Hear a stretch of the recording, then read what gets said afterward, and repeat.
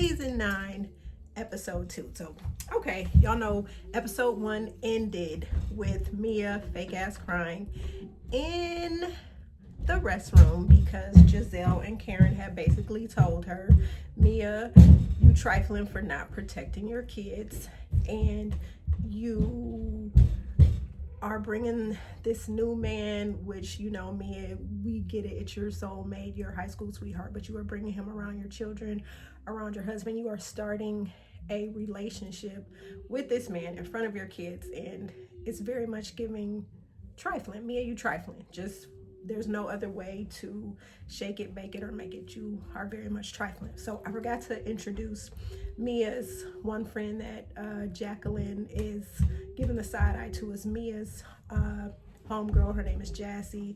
Jazzy is dating a player on the Kansas City Chiefs. Cannot remember his name. But anyway, Jazzy is in the restroom with Mia and pretty much trying to console her, just trying to gas her up to say, Mia, it's okay, you are a good mom, because Mia really felt like that Karen and Gizelle was coming for her motherhood, which they were not. I just, you know, how many of y'all have friends that hold your feet to the fire and keep you accountable without allowing you to slide? And you know, they don't blow smoke up your ass, and they will not say what it is you want them to say. They're giving it to you straight, no chaser. So it's kind of like you need to sit there, take it, internalize it, unpack it, and make better choices if that's what you choose to do. Now, as far as Mia goes, we know that she is not going to do that. She's going to take it to heart. She's going to cry. She wants everybody to just uphold her in her wrongdoing, and Gizelle and Karen was like, absolutely not.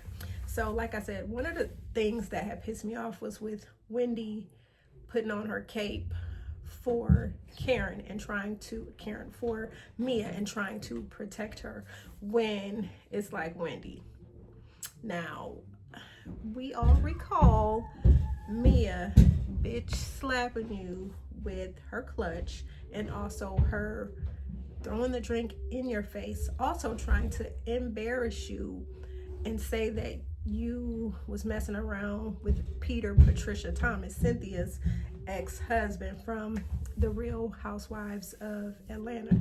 Like, come on now.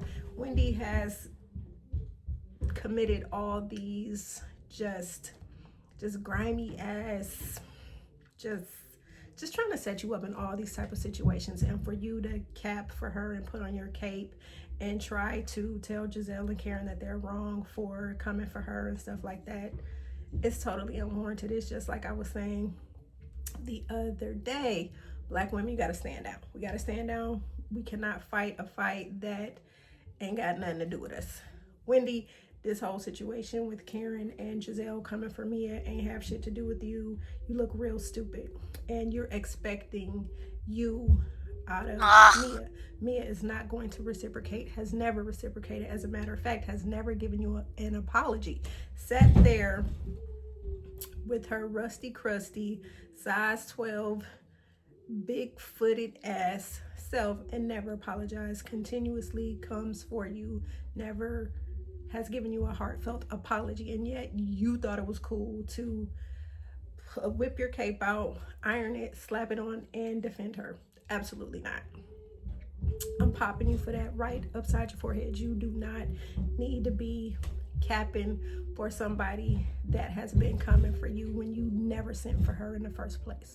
So after that, Mia comes back to the table, trying to be very demure, trying to be very cutesy, trying to act like her feelings is hurt. And so basically Gizelle and Karen are like, hey, we did not mean to put it out. What we put down, you didn't pick up the way that we had intended for you. That's basically trying to soften the blow. But they were still giving her food for thought. We're just telling you, hey, this does not look good. You're not protecting your kids. So they smooth the situation out, blase skip. The party goes, continues to be in full swing. Gizelle and Wendy decide, Gizelle, Wendy, I'm going to call you so we can get together and we can iron out our grievances, i.e. y'all want to keep that check, and so y'all gotta play nicely. You can't play nice and expect to get a check, because it's been too much bullshit going on between y'all for too long. And Gizelle, you were the starter of the drama when Wendy first entered the Housewives of Potomac season 5. By you both being AKAs, the camaraderie was there. We saw what looked like a beautiful friendship start developing, until you started allowing bulbous forehead Ashley to start sprinkling some shit in the atmosphere, and you decided to jump on the rumor mill train and decided to try to come for Wendy's marriage. So that's when you and your sidekick Robin decided to come for Wendy and her marriage. That's what caused the disarray. That's what caused the discord between you both. So anyway, let's fast forward. The two decide to meet up, and Gizelle is sitting at the table on her cell phone. I believe she was probably talking and texting Robin, like, yeah, I gotta meet up with this girl, blah blah blah blah blah blah blah, going back and forth. So Wendy comes in with this bomb ass outfit, get titties out, just bye. Y'all know how Wendy gives looks. So Wendy comes, sits down.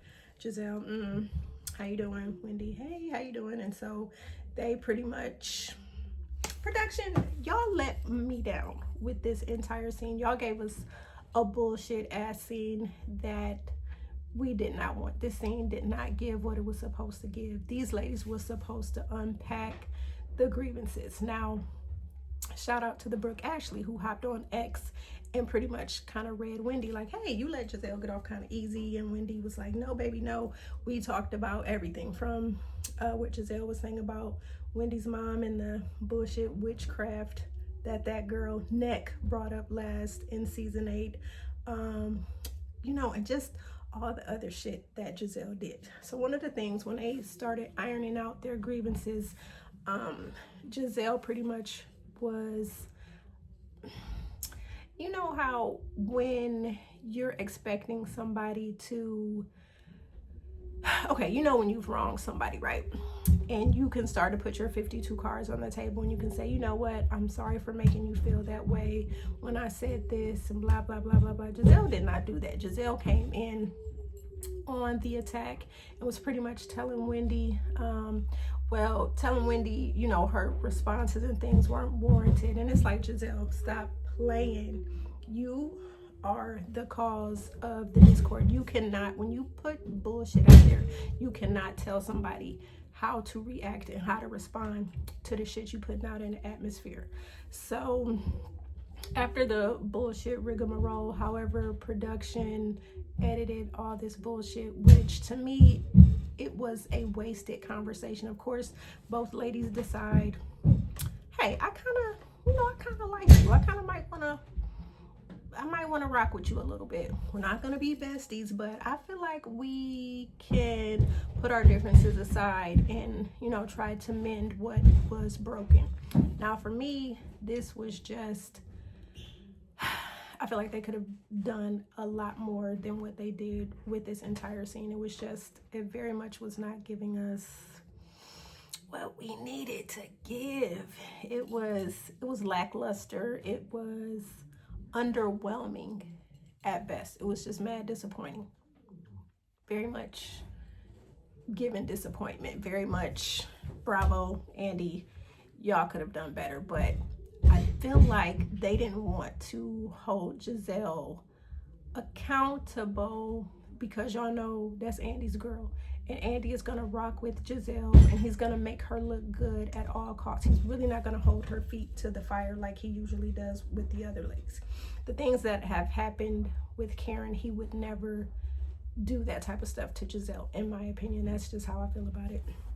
So anyway, moving forward, we get to know Kiarna a little more. So what we see, Kiarna always dressed. Just Kiarna is just a cutie. She is just a baddie. She is just that girl, okay? So we see Kiarna is going over to Karen's house, going to check on Karen. Now we find out from, you know, that gangsters and alcohol situation where Gizelle and Robin and Ashley, I believe, allegedly planned for Deborah to come in and try to fight Ashley. I don't care what y'all say in the comments. I believe that that was what was allegedly supposed to happen. But like I said, when you fuck around and you find out and you catch the right one on the right day, Sesame Street Deborah caught the right one, i.e. Kiarna, and you know, they ended up scrapping. Deborah got dog walked by Kiarna, and she ended up taking like some glass and, you know, basically hit Kiarna, where Kiarna got this crazy ass scar on her forehead. And so while Kiarna was bleeding, and it was just a whole catastrophe, just a ghetto shitty situation, gangsters and alcohol situation, they had to call 911 to the club. And so Kiarna, of course, was beside herself, was shaking, scared, not really knowing what's going on. She got blood dripping down her forehead. Karen, at that time, decided like, hey, I cannot let this baby go to the emergency room by herself. I'm going to stand in. I'm going to be that maternal figure, that auntie figure that she needs, and I'm going to ride with her to the hospital, and I'm gonna be there. So Karen, of course, ended up calling Kiarna's mom to let her know, you know, that Kiarna had been assaulted and that she was there for her, blah, blah, blah, blah, blah. So fast forward to Kiarna now checking on her very, very good girlfriend, Karen. I mean, how could you not feel loyalty to Karen after she rode with you and she was just basically there for you? So understandably so, Kiarna's allegiance is to Karen. So after seeing all the DUI debacle and all the charges that Karen is facing, Kiarna is going to check on her good girlfriend. So she pulls up on Karen, they hug it out. Karen, you know, they're just sitting down doing a 1-2 like girlfriends do. Key, what's going on? How you feeling? How you doing? And so Kiarna really asks Karen, you know, what's going on? How are you? You know, Karen's just like, you know, I'm a little sore, and I guess little, what did she say, little tweaks, little twerks from, you know, time to time. So they just sit down and just have a, you know, have a good conversation, and you can just see the bond between those two is very much given. This my girl, I got her back. I don't care what y'all heifer hoes say. I'm gonna be there for my friend. So that pretty much, you know, ends on, oh, wait a minute, let me back it up. So they were talking about the birthday party. So Karen was telling Kiarna, filling her in on the Hatitude birthday party. And, you know, of course, Kiarna was not invited, Gizelle. And so they kind of talked about that, and Kiarna basically wasn't fazed, like she really don't, you know, fuck with Gizelle and Ashley like that anyway. So it's not like she really felt like she was missing anything. So, I mean, hey, in life, you gonna find some heifer hoes that don't like you. So it's kind of like, it is what it is. Everybody in this world ain't gonna like you. So Kiarna's just like, it is what it is.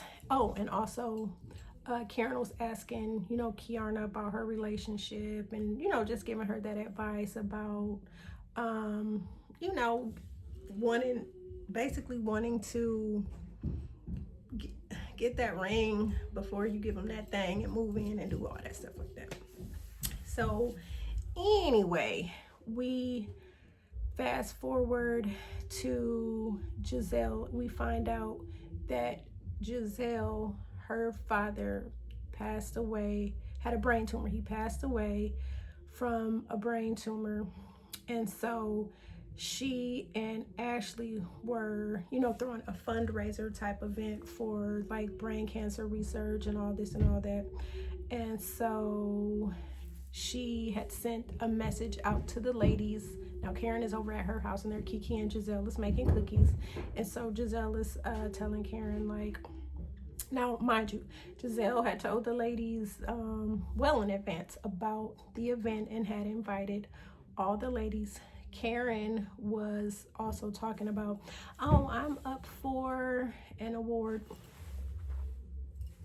Karen, you was not up for an award on the same day that Gizelle and Ashley were throwing their benefit for their, you know, GNA line, which they are trying to expand the line from pretty much from athleisure wear to, they're trying to delve into health and wellness. And I don't know. It's getting kind of, this brand is getting kind of wonky. It's like y'all doing too much. People haven't even started buying athleisure wear, and now you're adding another component into the business, which is kind of crazy to me. But go off, sis. Sisses, go off. So Gizelle is talking about the event and wanting to invite all the ladies, and so she's like, Karen, are you going to be able to make it with your event being on the same day? So Karen is saying that her event is going to be from whatever time to whatever time, and Gizelle is like, well, our event is from 6 to, I'm gonna say 6 to 9, and Karen was saying that her event where she was being honored was going to be earlier. So of course Gizelle gets on a shady cam and it's just like, Karen, really, you're receiving an award. Why would you, who was drinking and driving, why would you be honored for anything? Come to find out, one of the honorees backed out of it, and Karen begged and asked if she could be one of, the honorees. No one reached out to her to tell her, hey, Karen, we want to, honor you for your philanthropy and all this stuff. Karen just decided I really feel like, Karen, you were shady for this. Now, mind you, I'm always team Grand Dame. I rocks with you. But in this instance, Gizelle had already put it out there, had already told the ladies, had invited everybody, and you yourself had committed to going to the event. So the morning of the GNA event, Karen decides at 6:30 in the morning to send out a text message to the collective and tell all the ladies, hey, I know that there are 2 events today, one for me, one for Gizelle, but I would really need the support. I would really like you guys to be there. Now, Karen, that was some shady ass shit, and you putting your friend group in a bind.